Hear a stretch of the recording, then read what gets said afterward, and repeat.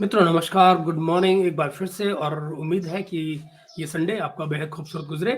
आपको पिछले दिनों मैंने ये एक सिलसिला शुरू किया है आपके साथ में और वो है इन प्रोग्राम्स का जो पाकिस्तानी मीडिया में दिखाए जा रहे हैं। उम्मीद सिर्फ़ ये है कि मैं इन प्रोग्राम्स को पाकिस्तान तक ही लिमिटेड ना रखूँ, बल्कि दुनिया के और तमाम मुल्कों की जो चीज़ें हैं, प्रोग्राम्स हैं, उनको लेकर आपके साथ चीज़ों को डिस्कस करूँ और अलग-अलग मुद्दों पर बात हो। लेकिन टू स्टार्ट विद ये इलेक्शन का माहौल है और इस इलेक्शन के माहौल में, चुनाव के माहौल में हमें निगाह ये रखनी है कि दरअसल कहीं हमारे नैरेटिव में कोई अगल-बगल से छेड़-छाड़ तो नहीं कर रहा है। आज का जो प्रोग्राम है वो उसी दिशा में एक और कोशिश है। कल रात पाकिस्तान के जो सीनियर एक बल्कि one of the senior most जो जर्नलिस्ट हैं, एनालिस्ट माने जाते हैं, कहे जाते हैं, अपने आप को कहते हैं एनालिस्ट, तो वो जनाब हैं नजीम सेठी, जो कि पहले कभी जियो टीवी पर किया करते थे, आपको याद होगा आपस की बात। आजकल वो समा टीवी पर सेठी से बात कर रहे होते हैं, अपनी ही बात कर रहे होते हैं या सेठी सेठी के सवाल के नाम से एक प्रोग्राम करते हैं। कल रात उन्होंने एक कमाल किया। आप याद रखिए नजम सेठी साहब वो शख्स है जिनको इस रिजीम में पिछले 5 साल से वीज़ा नहीं मिला है भारत का। ये भी याद रहे कि उन्होंने इसकी बाकायदा शिकायत की थी। ये अपना अपना एक तरह से अपनी कंप्लेंट दर्ज की थी। जब पिछले दिनों कुछ महीना डेढ़ पहले जब थिंक फेस्टिवल हो रहा था लाहौर में, वहाँ पर जो सिद्धार्थ वरदराजन और ऑड्रे टुस्के के साथ में एक प्रोग्राम कर रहे थे। पब्लिक शो था, उस पब्लिक शो के अंदर बैठकर उन्होंने बाकायदा सी कंप्लेंट की थी।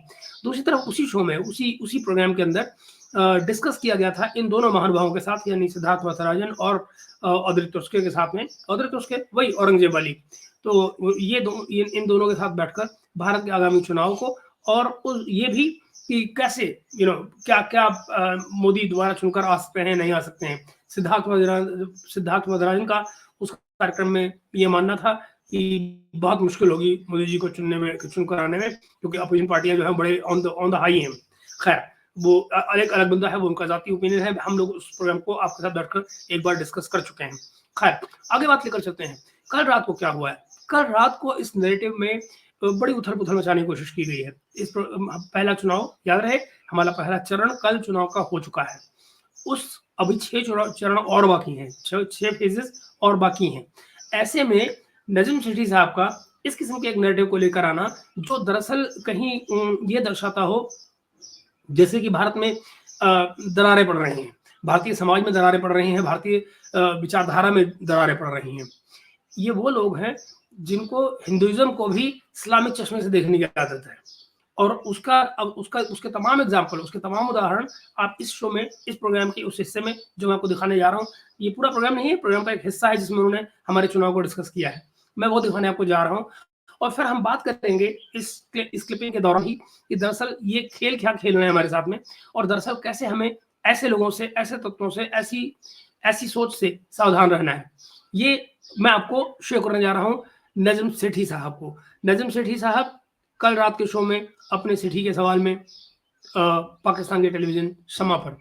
लीजिए, हम बात करते हैं अब नजम सेठी की।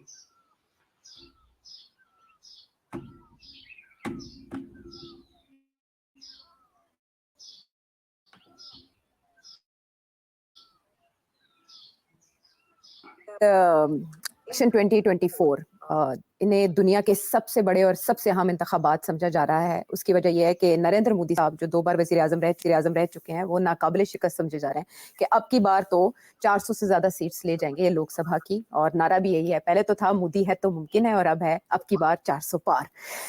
लेकिन जहां इंडियन मीडिया में नरेंद्र मोदी साहब के शादियाने बजाए जा रहे हैं, उनकी इकोनॉमिक पॉलिसीज को डिस्कस किया जा रहा है, सराहा जा रहा है, तो दूसरी तरफ जो वहां पे कुछ कम्युनिटीज हैं वो खौफ का भी शिकार हैं। खुसूसन जो ऑपोजिशन है वो ये समझती है कि इंडिया डिक्टेटरशिप का शिकार होने जा रहा है और आइंदा इलेक्शंस तो शायद इस तरह भी ना हो पाए जिस तरह भी थोड़े बहुत किसी ना किसी के लिए गुंजाइश है।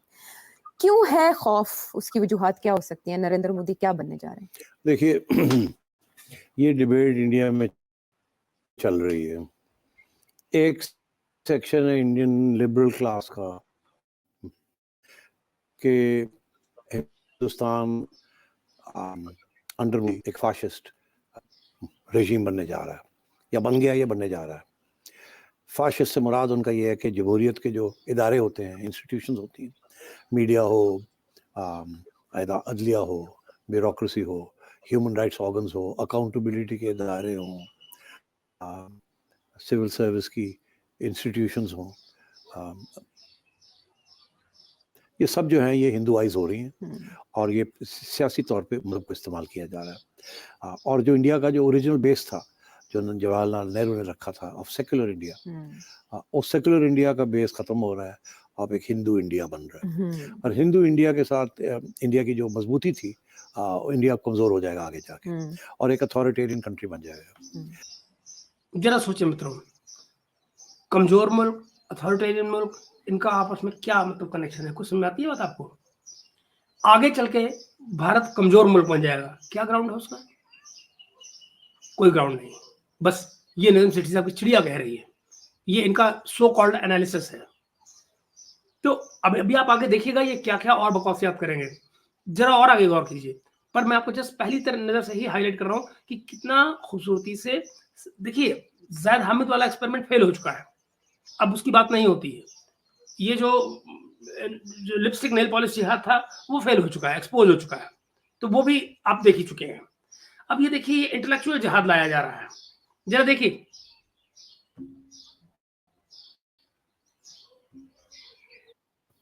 यहाँ तक लोग ये कहते हैं कि इंडिया पाकिस्तान का रास्ता इख्तियार कर रहा है।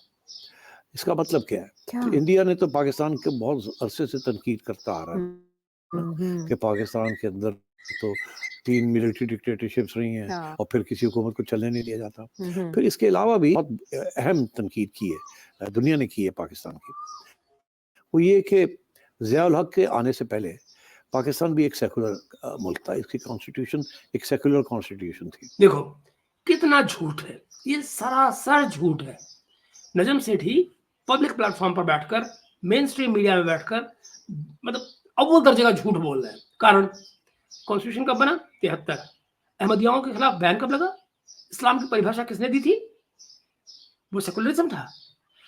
74 में जब वो मुस्लिम उम्मा बना रहे थे, जो भुट्टो साहब, वो क्या था? जरा मुझे बताइए, इस्लामिक उम्मा बनाना, वो जो इस्लामिक कॉन्फ्रेंस बुलाई थी और उम्मे की बात शुरू हुई थी, वो क्या था? वो सेकुलरिज्म था। नजम सेठी साहब चुप है उस मामले पर। चुप क्या, बिल्कुल स्कर्ट अवे इसको कहते हैं ना, वो बिल्कुल उस मामले से दूर है। उसको हिस्ट्री के उस तमाम पोर्शन को वो गायब कर गए हैं, उस पर बात ही नहीं कर रहे हैं। उन्होंने पाकिस्तान को सेकुलर बता दिया है उससे पहले। मतलब 79 में भुट्टो है, वो जो ज़िया-उल हक आया है, 79 से पहले पाकिस्तान सेकुलर मुल्क था। तब जब कब वो क्या नाम है इनका, अपने जिन्होंने मुल्क बनाया था, जिन्ना साहब, आपको याद है? वो 50s में, मतलब 48 में उनकी डेथ ही हुई, उससे पहले वो जाकर ढाका यूनिवर्सिटी में बोल रहे थे कि इस मुल्क में सिर्फ उर्दू बोली जाएगी, है कि नहीं? सेकुलर मुल्क में उर्दू बोली जा रही थी, तब बाकी की तमाम भाषाओं को दबाया जा रहा था। वो कौन दबा रहा था? वो जिन्ना साहब दबा रहे थे, आपके फाउंडर। तो अपन क्या मजाक करते हैं ये लोग। अच्छा, सेकुलर से मुराद ये है कि रियासत को गर्ज नहीं है, मजहब किसका क्या है? हाँ, अपना जिसका मजहब है अपना मजहब करे, मगर मजहब जो कानून है हमारे, वो जस्टिस जो कि इस्लाम के भी कानून है, उनको फॉलो करेगा। मगर ये नहीं कि जो इस्लाम के एग्जांपल्स हैं फ्रॉम हिस्ट्री। और कहना क्या चाह रहे हैं कि जो डेमोक्रेसी के प्रिंसिपल्स हैं वही इस्लाम के भी प्रिंसिपल्स हैं। आई मीन अब ये मजाक नहीं तो और क्या है? मतलब डेमोक्रेसी के प्रिंसिपल्स हैं वही इस्लाम के भी प्रिंसिपल्स हैं, हम उन्हीं को फॉलो करेंगे। नजीम सेठी साहब का जुमला आ गया, बात खत्म। इससे फूहड़ किस्म की नैरेटिव बिल्डिंग कोई कर सकता है क्या? अगर यही डेमोक्रेसी है तो फिर तो सऊदी अरबिया में भी डेमोक्रेसी होगी, इजंट इट? क्योंकि वहां भी तो इस्लाम के ही प्रिंसिपल्स फॉलो हो रहे हैं, हाथ काटे जा रहे हैं, गले काटे जा रहे हैं, यही तो होता है। तो प्रिंसिपल्स तो इस्लाम के वही है ना। अगर वो प्रिंसिपल्स हैं तो वो डेमोक्रेटिक प्रिंसिपल्स कैसे हुए? आई मीन उसके बेसिस के ऊपर कोई कानून बनेगा। अच्छा, ज़िया-उल हक साहब ने आके इस्लामाइज कर दिया, आपकी 1973 कॉन्स्टिट्यूशन को तब्दील कर दिया उसके अंदर, और फिर शरिया कोर्ट्स वगैरह बनाने शुरू कर दिए। तो एक सिस्टम चल रहा था, उसके साथ उन्होंने एक दूसरा सिस्टम शुरू कर दिया। अब दोनों सिस्टम साथ साथ चल रहे हैं, कंफ्यूजन हो रही है। कभी इस्लामिक लॉ चलता है, कभी सेकुलर लॉ चलता है। अच्छा, इंडिया का ये कहना था कि ये ज़िया-उल हक साहब ने जो किया है। सर मुझे बताएं, ये पाकिस्तान में जो कहते हैं दूसरा सेकुलर लॉ चलता है, कौन सा सेकुलर लॉ भाई? आपके पाकिस्तान की सुप्रीम कोर्ट के तमाम जज, तमाम चीफ जस्टिस, जो इवन जो ये करंट सुप्रीम कोर्ट के चीफ जस्टिस काजी फायजीसा साहब, हर चौथे जुमले में जब वो बात कर रहे होते हैं वो इस्लामियात की बात कर रहे होते हैं, और तमाम एग्जाम्पल्स और तमाम जो ट्रेडिशंस है वो इस्लाम से ले रहे होते हैं।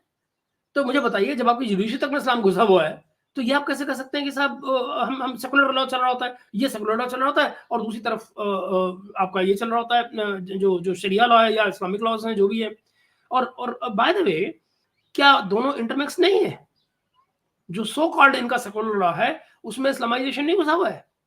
जब आप लोगों को पैसे देकर लोगों के खून माफ करते हैं, वो क्या है भाई? ब्लड मनी क्या होती है? ब्लड मनी कौन सा डेमोक्रेटिक कंट्री में चलती है? ये कैसे आराम से नया नैरेटिव गढ़ रहे हैं बैठकर, और सिर्फ इसलिए कि इनको सूट करता है। क्योंकि एजेंडा क्या है? एजेंडा दरअसल पाकिस्तानी सोसाइटी को सुधारना नहीं है, एजेंडा पाकिस्तान के कानूनों पर बात करना नहीं है, एजेंडा भारत की तनकीद करना है, भारत की आलोचना करना है। जरा देखें आगे। अभी इंडियन लिबरल्स कह रहे हैं मोदी भी ये इंडिया में करने जा रहा है। अच्छा, और ये पाकिस्तान को ये इंडियन लिबरल्स क्या होते हैं? वो इसीलिए इंडियन लिबरल्स क्या हो सकते हैं? इनके मुराद ये अगेन ये टर्म है जिसको ये अपने हिसाब से डिफाइन कर रहे हैं। दरअसल ये कहना क्या चाह रहे हैं कि जो इंडियन सोशलिस्ट हैं, इंडियन कम्युनिस्ट हैं, उनको ये इंडियन लिबरल कहते हैं। This is the game. Indian communist हैं, सोशो कम्युनिस्ट जिनको कहा जाए, यूं कहो, वो हैं जिनको ये लिबरल कहते हैं। इनके लिए लिबरलिज्म की परिभाषा कम्युनिस्ट होना है। आगे देखें।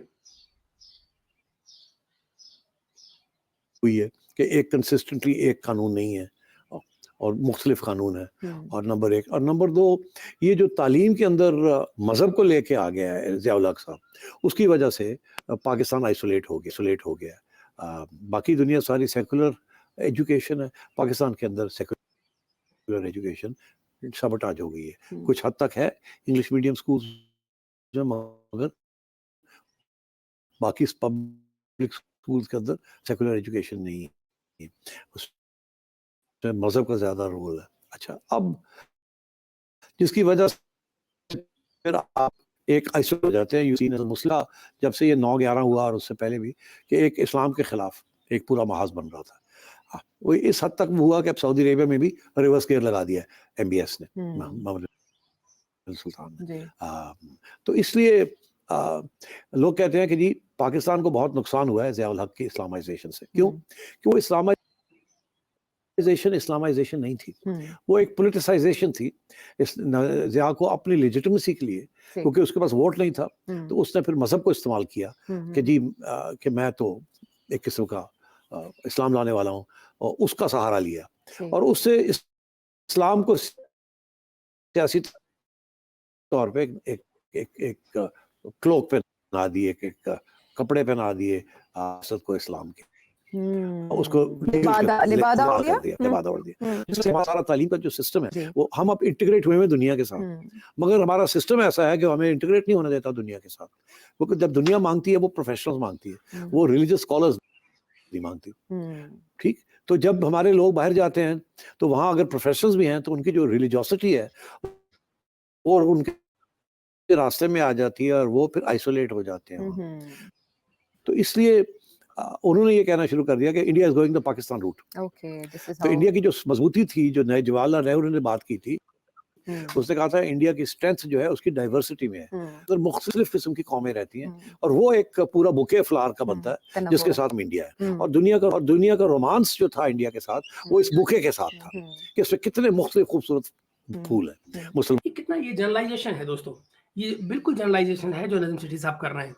बात ये नहीं है कि आज की जो हमारे यहाँ जो डिफरेंट कौमें रहती हैं, उनमें जो डिफरेंट किस्म के जिनको फूल बता रहे हैं, वो फूल कोई डिस्टर्ब कर रहा है या वो फूल विदर अवे हो रहे हैं। जरा इनसे को पूछो, क्या इस देश में जैनों को कोई दिक्कत है, पारसियों को कोई दिक्कत है, बुद्धों को कोई दिक्कत है, और तमाम किस्म के जो लोग यहाँ रहते हैं, क्या उनको कहीं कोई दिक्कत हो रही है? दिक्कत किसको हो रही है? एक अकेले एक सर्टेन सेक्शन ऑफ मुस्लिम्स को, राइट? एक मेजोरिटी जो हमारे यहाँ जो जिसको ये माइनॉरिटी कहते हैं, दरअसल वो एक लहजे में हमारे पर सेकंड मेजोरिटी की तरह से थोप दी गई है। क्यों? क्योंकि आपने पिछले 70-75 सालों में जो अपीसमेंट किया है लॉज में और एंड अदरवाइज तमाम चीजों में कि पहला हक तमाम रिसोर्सेज पर मुस्लिम्स का है। जब हमारे प्रधानमंत्री ये कहेंगे तो आप मुझे बताइए जो देश की 80% जनसंख्या है वो कहाँ जाएगी? 80% ऑफ द पॉपुलेशन आप उसको कहते हैं कि आपका सेकंड राइट है, फर्स्ट राइट इन लोगों का है। तो आप तो डिवीजन के बीज वहां डाल रहे हैं ना। और बाय द वे वो बीज डालने वाले कौन थे? वो इनके so called liberal prime minister थे। अब आप मुझे ये ना कहिएगा मैं कोई चीज आउट ऑफ कॉन्टेक्स्ट कोट कर रहा हूं, क्योंकि ये रिकॉर्डेड स्टेटमेंट है।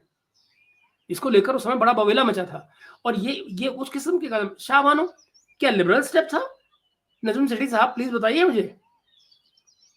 जब एक प्राइम मिनिस्टर ने सुप्रीम कोर्ट की दी हुई जजमेंट को पलट कर रख दिया था ओवरनाइट, सिंपली अपने वोट बैंक की पॉलिटिक्स के लिए और वोट बैंक अपीजमेंट के लिए, मुस्लिम अपीजमेंट के लिए, क्या वो डिवीजन के बीच नहीं थे? क्या इस पर मुसलमानों को सोचने की जरूरत नहीं है? क्या इस देश की तमाम माइनॉरिटीज में से किसी ने पर्सनल लॉ की मांग की है? क्या सबके सब कानून के दायरे में आकर रहने की, कॉन्स्टिट्यूशन के, संविधान के दायरे में रहने की बात नहीं करते? नहीं। ये अकेली माइनॉरिटी क्यों ऐसी है जो जिसको इस तरह से अपीज किया गया है? मैं ये भी नहीं कहता कि मुसलमानों को दिक्कत होने वाली है अगर वो सबके सब अंडर कॉन्स्टिट्यूशन रहने की बात करेंगे, किसी को कोई दिक्कत नहीं होने वाली है।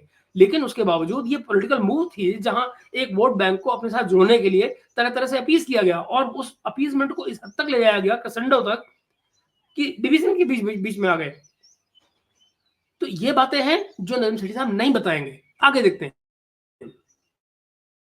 मुसलमान भी हैं, हिंदू भी हैं, जैन भी हैं, बुद्धिस्ट भी हैं। आप बताइए ये जो इन्होंने तमाम माइनॉरिटी के नाम बताए, जरा बताइए किसी एक माइनॉरिटी को इस देश में आज तक दिक्कत हुई है?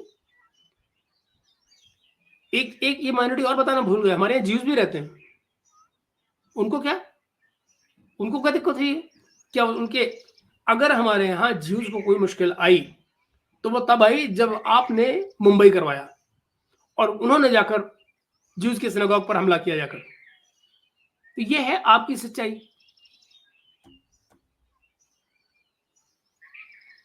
पाकिस्तान का बिल्कुल उल्टा था कि कोई फुल पढ़े आने होले सी कोई गड़बड़ हुई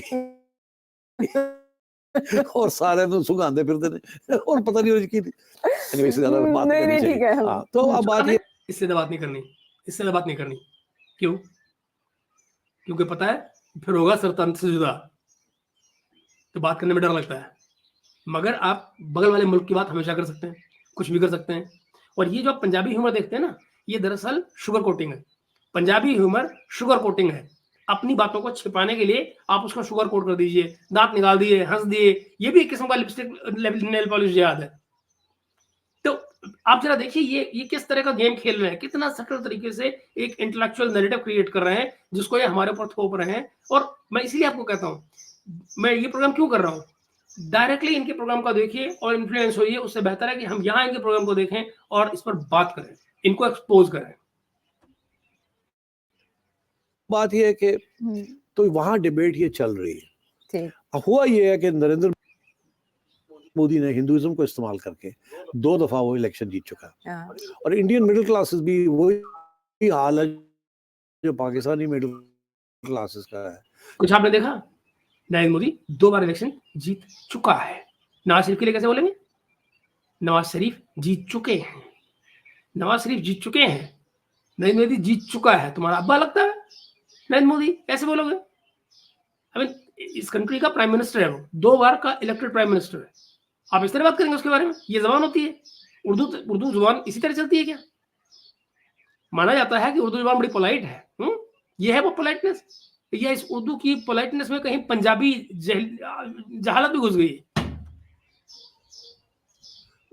कि वो भी रिलीजन की तरफ हिंदुत्व को अपना रहे हैं। वहां जो आर्ग्यूमेंट दी जाती है और ये पहले दी गई थी, मगर अब जिस जोर से वो दी जाती है वो ये है कि देखिए क्रिश्चियन सिविलाइजेशन है, एक तहजीब है सर।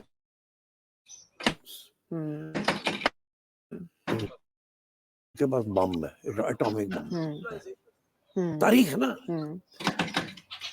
यूज के पास बम है। ठीक। एक सिविलाइजेशन है, कन्फ्यूशियस उनके पास बम है, ठीक है। रूस एक सिविलाइजेशन है, हाँ। कम्युनिस्ट उनके पास एक बम है। ओके।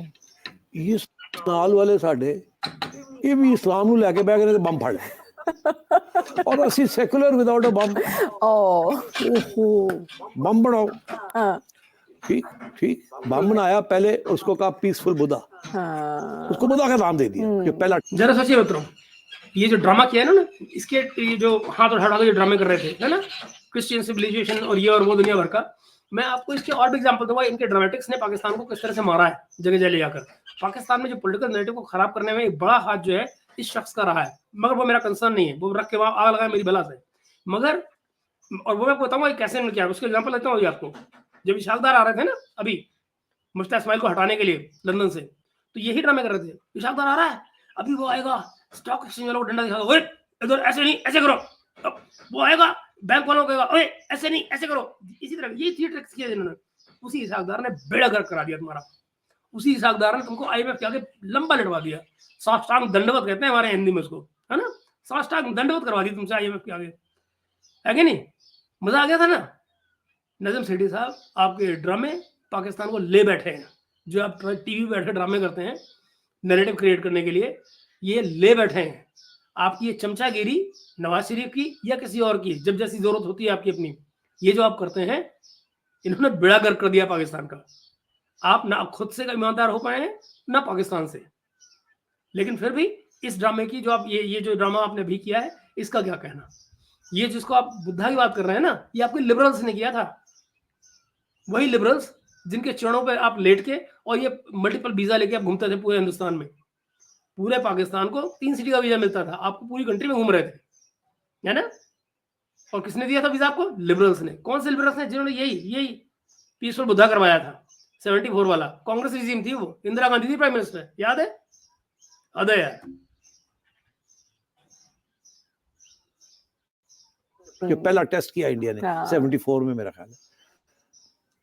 फिर देखा कि यहाँ तो बिल्कुल अग्रेसिव किस्म की बम की तैयारी हो रही है, तो फिर इन्होंने जो असली जब टेस्ट किया और शेल्फ में डाल दिया। अब असली टेस्ट किया मतलब ये क्या होता है भाई? 74 में नकली टेस्ट हुआ था, जिसको आपने वो पीसफुल बुद्धा कहा था, वो नकली टेस्ट था क्या? अभी खुदा जाने क्या बकवास करते हैं। 98 में उस वक्त बीजेपी की हुकूमत थी, वाजपेयी साहब I think was the prime minister, I am not sure, 1998। तो फिर हमने भी उसके बाद अपना भी बम टेस्ट कर लिया। तो वो अब एक हिंदू सिविलाइजेशन बनाने जा रहे हैं, as oppose to Christian, Jewish, communist.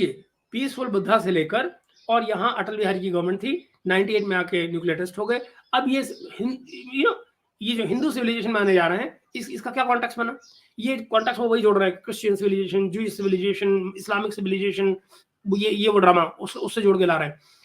कभी आपने कोई पेपर पढ़ाओ, कोई रिसर्च पेपर पढ़ाओ, कोई आर्टिकल पढ़ाओ, कभी ये थ्योरी सुनी हो कि दुनिया में कोई ये सिविलाइजेशन मानने के नाम पर न्यूक्लियर बम बना रहा है? ये सिर्फ निजाम सेठी ही साहब सोच सकते हैं। ये इनकी आउट ऑफ बॉक्स थिंकिंग है जो मुशर्रफ के जमाने से चली आ रही है। जरा सोचिए, कम्युनिस्ट, बुद्धिस्ट, इस्लामिक सिविलाइजेशन, वो भी हिंदू सिविलाइजेशन। तो वो कहते हैं कि जो कॉस्मोलॉजी है ना, ये जो आसमानी इसी किस्म की सिविलाइजेशंस है, और सिविलाइजेशन बड़ी स्ट्रांग होती है। बाय द वे, ईरान का भी यही आर्गुमेंट है, ईरानियन सिविलाइजेशन भी 2000 साल पुरानी है, ससानीद से लेके।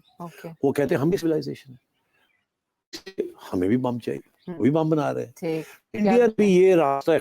अब आइए बात यहाँ कि इसके साथ हुआ ये कि एक मेजॉरिटेरियन की डोमिनेट कर रही है, वन पार्टी स्टेट। ये जो ट्रेंड है ना मेजॉरिटेरियनिज्म का, मेजॉरिटेरियनिज्म और डेमोक्रेसी में सिर्फ थोड़ा सा क्रिटिकल फर्क है। 2014 में जब मोदी सरकार आई पहली बार, यही सज्जन थे जो उस समय जियो में थे, मुनीफ फारूक के साथ बैठते थे, आपस की बात नाम का प्रोग्राम करते थे। और मैं आपको सैकड़ों प्रोग्राम दिखा सकता हूँ जहां इन्होंने, मतलब सैकड़ों कहना गलत होगा, शायद 10वां प्रोग्राम कहना चाहिए मुझे, गलत लफ्ज है वो, दसियों प्रोग्राम इस तरह के मौजूद हैं जहां पर बैठकर ये हमेशा वहां पर कहा करते थे, और मुनीफ फारूक जिन्ना है इन्हीं के चैनल पे, जहां ये बैठे हुए हैं इसी चैनल पे वो भी है। जरा सोचिए, ये वहां बार बार कहते थे मोदी जी इकोनॉमिक एजेंडा पर आए हैं, पाकिस्तान के एजेंडा पर आए ही नहीं। मेरे ख्याल से शायद बुरा नहीं होगा कि मैं किसी रोज वो क्लिपिंग्स निकालूं और वो भी आपको इसी स्टेटमेंट के साथ में वो भी दिखाऊं कि क्या बोलते रहे उस टाइम पर। सॉरी। तो अब आप जरा देखें कि ये कहानियां गढ़ रहे हैं उस जमाने से कि मोदी जी इकोनॉमिक एजेंडा पर आए हैं और जो उन्होंने गुजरात में डेवलपमेंट किया है उसके बेसिस पे आए हैं। आज यही नजम सेठी हैं, ये नई कहानी गढ़ रहे हैं। तो बेसिकली मैं करने की कोशिश क्या कर रहा हूँ, इस शख्स की पर्सनैलिटी में आपको मैं दिखा रहा हूँ कि समय के साथ, वक्त के साथ में ये अपनी थ्योरी बदलते रहते हैं, जो जैसा जहां सूट कर जाए। एक वक्त ऐसा भी था जब इन्होंने अफगानिस्तान के बारे में कहा था कि और उस समय पे तालिबान नहीं थे वहां पर, उस समय गनी गवर्नमेंट वगैरह, हमें करजाई और उसके बाद में गनी गवर्नमेंट जब हुआ करती थी, उस समय पर उसी शो में, जियो टीवी वाले शो में बैठकर यही साहब कहा करते थे मुनीफ फारूक को कि अफगानिस्तान में पाकिस्तान का भारत और अमेरिका मिलकर गैंगरेप करने जा रहे हैं। मतलब इस तरह की जो लैंग्वेज है वो ये टीवी पर बैठकर बोलते रहे। तो मैं वो सारी क्लिपिंग निकाल कर आपको किसी दिन दिखा सकता हूँ, यू नो। तो मगर आप जरा सोचिए, इस शख्स की जो पर्सनैलिटी है, इसके तमाम जो स्टेटमेंट्स हैं, जो तमाम पॉलिटिकल थ्योरीज हैं, वो टाइम एंड अगेन चेंज होती रही हैं just to suit the narrative that he wants to build at a given time. का मतलब ये होता है कि जो मेजॉरिटी पार्टी होती है वो रूल करती है, मगर जो इदारे होते हैं सारे वो डेमोक्रेटिक इदारे, वो सबके इदारे होते हैं, सिविल सोसाइटी के इदारे होते हैं, उस पार्टी के इदारे नहीं होते। ठीक है। मगर फाशिज्म के अंदर या मेजॉरिटेरियनिज्म के अंदर वो जो सारे वो इदारे जो हैं वो सारे उस पार्टी के बन जाते हैं। ठीक है। बाय द वे खान साहब भी यही करने जा रहे थे यहाँ। अच्छा। कि अगर खान साहब ये इलेक्शन में अगर जीत जाते तो वो भी रियासत के इदारों को पीटीआई के इदारे बनाना चाह रहे थे, तो इसलिए वो भी, इसलिए उनके ऊपर भी इल्जाम ये लगता है इमरान खान के ऊपर कि वो भी एक फाशिस्ट गवर्नमेंट यहाँ बनाना चाह रहे थे, और जुडिशरी के ऊपर प्रेशर और मीडिया के ऊपर प्रेशर और फौज के साथ सेम पेज, ये सारा वही ड्रामा था। ठीक है। इंडिया में भी ऐसे ही है, वहाँ के टैक्स अथॉरिटीज, मीडिया अथॉरिटीज सारे जो है मोदी के साथ मिल गए, तो वो अब वहां भी डर ये। जरा सोचिए कितना आसान है कह देना टैक्स अथॉरिटीज, सारी अथॉरिटीज मोदी के साथ मिल गए। एक जुमले ने एक थ्योरी एस्टेब्लिश करने की कोशिश कर रहे हैं, सिर्फ एक जुमले में। मतलब ये जिम्मेदारी कंसर्न लोगों की है ही नहीं कि वो टैक्स अथॉरिटीज को कोई कागज दिखाएंगे, या कि टैक्स अथॉरिटीज को, या कि कानून में जाकर कहीं वो अपनी चीजों को चैलेंज करेंगे। जी नहीं, बिल्कुल नहीं। उनके केसेस क्या है इस पर नरेंद्र मोदी बात नहीं करेंगे। वो ये नहीं बताएंगे कि जिन लोगों ने फायदे लिए हैं उनको कोर्ट में वो चैलेंज क्यों नहीं कर पा रहे हैं, इसके बारे में कोई बात नहीं करेंगे। मगर वो कहना क्या चाह रहे हैं, बस जुल्म हो रहा है तमाम पोजीशन के ऊपर, जुल्म हो रहा है, यू नो, तमाम इदारे जो हैं उनको कैप्चर कर लिया गया है।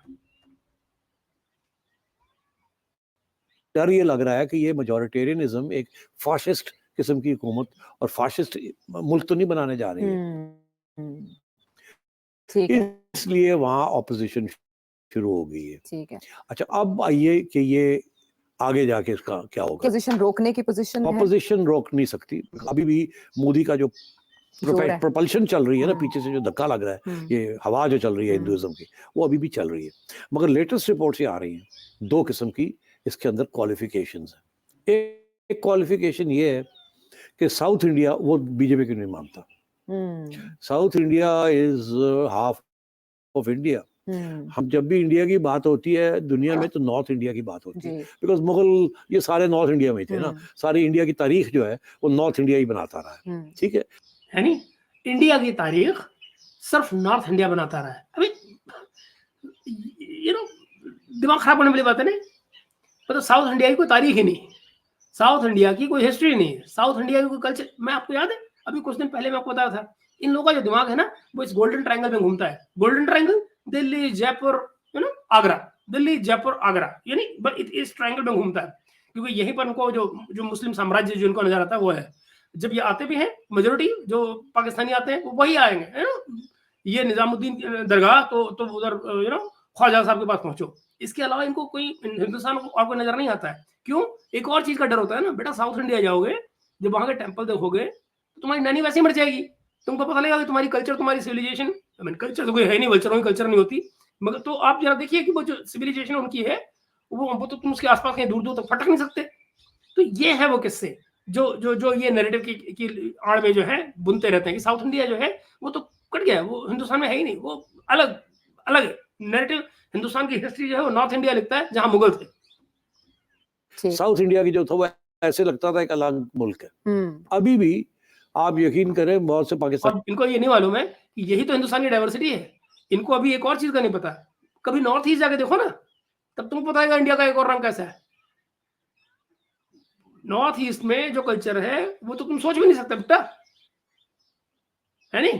तो इनको क्या समझाया जाए? कोई सनियों को ये बात का नहीं पता कि साउथ इंडिया में आप चले जाएं, चेन्नई में चले जाएं या उधर चले जाएं, तो वहां हिंदी नहीं बोली जाती, वो अंग्रेजी बोलते हैं। अच्छा। वो या अपनी जुबान जो है उस कर्नाटका में है या जिधर भी है। इसमें प्रॉब्लम क्या है भाई? एक स्टेट अपनी आइडेंटिटी को लेकर, अपनी लैंग्वेज को लेकर अगर प्राउडली उसको डिस्प्ले करता है, बोलता है, क्या प्रॉब्लम क्या है इसमें? इनसे पूछो, तुम क्या बेटा पंजाब में सिंधी बोलते हो? भाई सिंध में सिंधी बोलोगे ना, आपके यहाँ सिंधी बोली जाती है क्या? नहीं। तो फिर प्रॉब्लम क्या है? अगर अलग हमारे यहाँ मल्टीपल स्टेट्स हैं, हर एक स्टेट की अपनी कल्चर है और उसकी अपनी लैंग्वेज है, अगर वो अपनी लैंग्वेज को नहीं बोलेंगे तो उस लैंग्वेज को प्रोटेक्ट कैसे किया जाएगा, प्रॉस्पर कैसे किया जाएगा, आगे कैसे ले जाया जाएगा? कोई पूछे इनसे। तो प्रॉब्लम क्या है भाई? हर एक की अपनी आइडेंटिटी जो है, कल्चरल आइडेंटिटी है, लिंग्विस्टिक की आइडेंटिटी है, उसका बना रहना जरूरी है। और उसका तरीका यही है कि जिस स्टेट की वो लैंग्वेज है वहां पर उसको बोला जाए, उस पर काम किया जाए, उस पर रिसर्च की जाए, उसको बढ़ाया जाए। That is how you protect languages and prosper them. अगर हम वहां भी हिंदी को ले जाकर थोपने लग जाएंगे तो मुझे बताइए, मलयालम का जो इतना रिच लिटरेचर है, तमिल का जो इतना रिच लिटरेचर है, वो कैसे ग्रो होगा अगर हम हिंदी थोप देंगे उनके ऊपर? भाई ये समझ नहीं आती है नजम सेठी साहब को। और फिर ये बात क्या कर रहे हैं सेकुलरिज्म की। नजम सेठी साहब, सेकुलरिज्म यही होता है जहां हर एक को अपनी आइडेंटिटी लेकर चलने का राइट होता है, चाहे वो लिंग्विस्टिक आइडेंटिटी हो, कल्चरल आइडेंटिटी हो, पॉलिटिकल आइडेंटिटी हो। हर एक, इतनी जो पॉलिटिकल पार्टीज हैं, हर यहाँ जो रीजनल पार्टीज हैं, वो और क्या कर रही हैं? वो अपनी स्टेट की उस डिफरेंट आइडेंटिटी को रिप्रेजेंट करती हैं। तो इसलिए जरूरी नहीं है कि एक ही पार्टी जो है वो डोमिनेट करे पूरी की पूरी कंट्री को। इसीलिए बीजेपी भी अलायंस करती है। जब वो 400 पार करते हैं तो वो कहते हैं हमारे तमाम अलाइज, उनके साथ मिलकर हम ये करें। ये नहीं, डेमोक्रेसी की बातें छोड़ो ना, आपको समझ नहीं आएंगी, छोड़ो इन बातों को। वो अपनी जुबानें बोलते हैं, हिंदी वहां इतनी नहीं बोली जाती। हिंदी ये सारा नॉर्थ इंडिया हमारी बेल्ट है, ये सारी ये इंडो गैंजेटिक प्लेन जो है। और इसका इशू क्या है? मतलब हिंदी को डेमोक्रेसी की बात क्या हो रही है? भारत के इलेक्शन की। भारत का इलेक्शन जहां पता नहीं 35 से ज्यादा लैंग्वेजेस जो है नॉर्मल बोली जाती हैं। कॉन्स्टिट्यूशन आप देखिए कितनी लैंग्वेजेस रिकॉग्नाइज्ड हैं, और उसके बाद में ये तुर्रा कि हिंदी नहीं बोली जाती। अगर हिंदी नहीं बोली जाती इसका मोदी फेल हो गया, राइट? नहीं भाई, एक मल्टीलिंगुअल कंट्री के अंदर एक प्राइम मिनिस्टर न तो सही लैंग्वेज बोल सकता है न कुछ और। वो अब एक जो उसकी आइडेंटिटी है वो उसको लेकर अपनी पॉलिसीज के जरिए पूरी कंट्री को इन्फ्लुएंस करेगा, जिसके जरिए पर वो इलेक्शन जीतेगा। और by the way Najam Sethi साहब, आप अपना ये मुंह कहाँ छिपाएंगे अगर कहीं इस इलेक्शन में मोदी वहां से मेजोरिटी आया, तो वहां से अगर मेजोरिटी सीटें मिल गई कर्नाटक से, तो फिर कहाँ जाएंगे आप? फिर आपकी थ्योरी कहाँ जाएगी, किस गड्ढे में जाएगी? फिर और अरेबियन सागर में जाके आप डूबेंगे इसको, है नहीं? तो अब बात ये देखिए, कुछ लोग ये कह रहे हैं कि ये मोदी को 400 नहीं मिलेंगे। अच्छा, ओके। और वो कह रहे हैं कि वो जो उसका रोमांस था ना, हाँ। वो जो हवा चल रही थी वो कम होनी शुरू हो गई है। अच्छा। और 2 दफा वो बन चुका है, ये तीसरी दफा तो बन जाएगा, मगर चौथी दफा ये नहीं बनेगा। ओके। क्योंकि उसने जो जमहूरियत के जो इदारे हैं हिंदुस्तान के अंदर, उसके ऊपर जो अटैक किए, उसके ऊपर अब पुश बैक। मोदी के जो रियासत के अदारे हैं वो अथॉरिटेरियनिज्म और रिप्रेशन की तरफ जा रहे हैं। सोचो दोस्तों, अभी टारगेट क्या कर रही है बीजेपी? 370 सीट। यही कहा है ना कि अलायंस के साथ में 400 पार, अपनी 370 सीट पहले जो थी वो थी। अब आप मेरा ये अंदाजा लगाइए, अगर बीजेपी 370 नहीं मिलाती, मैं सीधी बात ये कर रहा हूँ, तुमको क्या फर्क पड़ा भाई? अगर आज 303 है उनकी, और अगर 303 पर वो 350 ले जाते हैं, तो क्या मतलब होगा उसका? उसका मतलब ये होगा कि हिंदुस्तान की मेजोरिटी जो पहले सपोर्ट कर रही थी उससे कहीं ज्यादा मेजोरिटी सपोर्ट कर रही है। तो ये कहना कि इम्पैक्ट कम हो रहा है, पब्लिक सपोर्ट कम हो रही है, ये आप कैसे साबित करेंगे? और ये थ्योरी कहाँ की है? या फिर तब आप ये कहेंगे कि देखो 400 तो नहीं है, हमने तो कहा था 400 नहीं है, फिर आप ये इसी स्टेटमेंट को जो ये आप दे रहे हैं इसको गोल घुमा देंगे। फिर वो ये भूल जाएंगे कहना कि मैंने ये भी कहा था कि सपोर्ट कम हो रही है बीजेपी की, ये मोदी की। मीडिया को अंदर किया जा रहा है, बाकी इदारे जो हैं उनको अपने इस्तेमाल किया जा रहा है फॉर पार्टी पॉलिटिकल पर्पसेस। उनकी इंटेलिजेंस एजेंसियां हैं या उनकी टैक्स अथॉरिटीज हैं, या आप देखें इलेक्शन कमीशन पहले इलेक्शन कमीशन में भी उसने तब्दीली कर दी। पहले वो इंडिपेंडेंट 3 होते थे, अब गवर्नमेंट ने अब जरा सोचिए, ये बाय द वे सरकार को क्यों आई?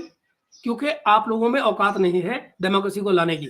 जब जुडिशरी आपके ऊपर हावी होती है, आपके यहाँ हुई थी ना, चौधरी हुआ था ना आपके यहाँ, चौधरी इफ्तिकार, क्या जब आया इफ्तिकार चौधरी, जब लग गया आया था तो उसने तुम्हारी ऐसी तैसी कर दी थी ना। जुडिशरी जब लेजिस्लेटिव के ऊपर हावी होती है तो लेजिस्लेटिव को रजिस्ट करना ही होता है। That is how democracy is ought to work. जो डिवीजन ऑफ पावर है वो इसी तरह से होता है डेमोक्रेसी में, और अगर वो ऐसा न करे तो डेमोक्रेसी का बेड़ा गर्क हो जाता है। लेकिन आप क्या मैं बार बार एक बात कहूं, आप क्या जान रहे हो डेमोक्रेसी के बारे में? आपको क्या पता है डेमोक्रेसी का? न डेमोक्रेसी देखी, न सुनी, न समझी, न अप्लाई की, और फिर आप क्या कहते हैं अब जैसी भी है लंगड़ी लूली डेमोक्रेसी, हम तो इसी के साथ चलाना चाहते हैं, फिर अपने वक्त पर तुम अब ये करोगे। जब नहीं समझ आती डेमोक्रेसी तो किसी और से सीख लो, नहीं सीखना चाहते हो तो फिर चुप रहो ना, क्या जरूरत है बकवासियत करने की? जी तो मैं ये समझ के ये बहुत इंटरेस्टिंग इलेक्शन जरूर मोदी, बट क्या वो कामयाब हो जाएगा कि इंडिया को फॉर एवर एक हिंदू इंडिया बना देगा, या पुश बैक आएगी आगे जाके? अगर तो वो चौथी दफा इलेक्ट हो जाता तो फिर मैं ये कहूंगा कि ये जो कुछ हुआ है, जैसे पाकिस्तान में पुश बैक ज़ियाउल हक को करना इतना आसान नहीं है। अभी भी ज़ियाउल हक हर स्कूल के अंदर बैठा हुआ है। जी बिल्कुल, यही कहा और उसकी सुप्रीमेसी वो जो है वो आएगी तो फिर मैं आप जरा करुणा कीजिए, साहब जो कहना है चौथी बार प्राइम मिनिस्टर, चौथी बार तो शायद प्राइम मिनिस्टर बने ही नहीं हो। चौथी बार तो बहुत संभव है कि मोदी जी इलेक्शन लड़े ही नहीं। क्यों? क्योंकि जो नॉर्म है 75 साल का वो पार हो चुका होगा। 75 इयर्स के बाद में ऑफिशियली बीजेपी पर कोई भी पोस्ट पे आदमी नहीं रहता है, ये उन्होंने नियम बना रखा अपने लिए। तो ये जो कहानी गढ़ रहे हैं इनको यही नहीं पता है कि भाई बीजेपी का जो ग्राउंड रूल है वो क्या है। तो नजम सेठी साहब से कोई क्या बात करे? इसीलिए मैं आपसे कहता हूँ ना इनको हिंदुस्तान का पता, ना हिंदुस्तान की पार्टियों का पता, ना हमारे नॉर्म्स का पता, ना हमारी कल्चर का पता। मैंने मैं कल्चर कहते हुए मुझे याद आता है कि यार बल्चरों की कल्चर नहीं होती, इनको कहाँ समझ में आएगा? तो ये इनसे क्या बात की जाए? मगर आगे आके सोफिस्टिकेशन का लवादा ओढ़कर ये नैरेटिव बनाने की कोशिश करते हैं जिसको इंटेलेक्चुअल नैरेटिव कहते हैं, और अब ये उसके जरिए इन्फ्लुएंस करने की कोशिश कर रहे हैं, एक माइंडसेट क्रिएट करने की कोशिश कर रहे हैं, और अपने इनको मालूम है कि ये देखे जाएंगे यहाँ पर इस नैरेटिव के जरिए ये किसी मुस्लिम इंटेलेक्चुअल क्लास को डिवाइड करने की कोशिश कर रहे हैं। बात इतनी सी है। ये खत्म होने वाला है प्रोग्राम, फिर भी हम देख लेते हैं आखिर में और क्या कहानी करते हैं। मैं समझता हूँ कि India will be in very serious trouble, because then ये जो छोटे छोटे बाकी वहाँ के जो मुल्क है उसके अंदर वो जो बाकी फूल है, आप जरा सोच रहे हैं, कभी कह रहे हैं फूल तो कभी कह रहे हैं मुल्क एक ही है मियाँ, तुम्हारे पल्ले नहीं पड़ेगी। ये डेमोक्रेसी की बातें हैं, ये इस्लामिक रजीम नहीं है। ये मुल्क कह रहे हैं, हमारे स्टेट्स को मुल्क कह रहे हैं, बेशर्म इंसान। वो फिर मुरझा जाएंगे। जब वो मुरझाएंगे तो रेजिस्टेंस आएगी और वायलेंस होगा और नरेंद्र मोदी आपको ब्रेक लगाना। और यही सपना है कि भारत में वायलेंस हो। This is what they want to do, this is what they want to create. और इसके बेसिस क्या है? आपने देखा कोई बेसिस नहीं है। हवाई फायर, सिविलाइजेशन, बॉम्ब, ये पीसफुल मुद्दा, न जाने क्या। आप क्या कल्पना करेंगे इन लोगों से और क्या बातें करेंगे दोस्त? तो मैं आपको दिखाना ही चाह रहा था कि क्या ये नैरेटिव बिल्ड कर रहे हैं इस तमाम चीजों के साथ में, और दरअसल इनका इरादा क्या है। तो आपको इरादा तो इनका नजर आ ही गया होगा इस सारे खेल में कि दरअसल ये हमारे यहाँ पर किस तरह की डिस्टर्बेंस लाना चाहते हैं, किस तरह का नैरेटिव क्रिएट करना चाहते हैं, इनका मतलब क्या है, इरादा क्या है, वो मैंने आपके सामने रख दिया। अपने ख्यालात जरूर दीजिएगा कमेंट्स में, अपने और वीडियो को लाइक एंड शेयर कीजिएगा, सब्सक्राइब कीजिएगा चैनल को अगर आपने ना किया हो, और मैं अपनी ये एफर्ट जो इस वक्त जारी है मैं आपसे आगे भी शेयर करता रहूंगा। अभी के लिए इतना ही। Have a lovely Sunday.